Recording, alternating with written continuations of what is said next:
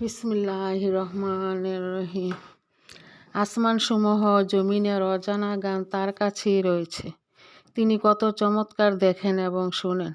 তিনি ছাড়া তাদের কোনো অভিভাবক নেই। তিনি নিজের কর্তৃত্বের মধ্যে কাউকে শরিক করেন না।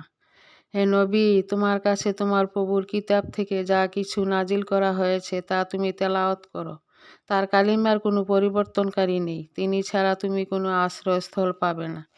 হে নবী, তুমি নিজেকে ওইসব মানুষের সাথে অবিচল রাখো যারা সকাল বিকাল তাদের রবকে ডাকে এবং তারই সন্তুষ্টি কামনা করে। তুমি তাদের থেকে তোমার চোখ দুটি ফিরিয়ে নিও না। তুমি পার্থিব জগতের সৌন্দর্য কামনা করো না আর তার অনুসরণও করো না, যার অন্তঃকরণকে আমি আমার স্মরণ থেকে গাফেল বানিয়ে দিয়েছি এবং সে নিজের প্রবৃত্তির অনুসরণ করে চলছে এবং তার কার্যকলাপ হচ্ছে সীমালঙ্ঘনমূলক। হে নবী, তুমি বলো, ওই সত্য দিন এসেছে তোমার প্রভুর পক্ষ থেকেই। সুতরাং যার ইচ্ছা সে ঈমান আনুক আর যার ইচ্ছা সে কুফরি করুক।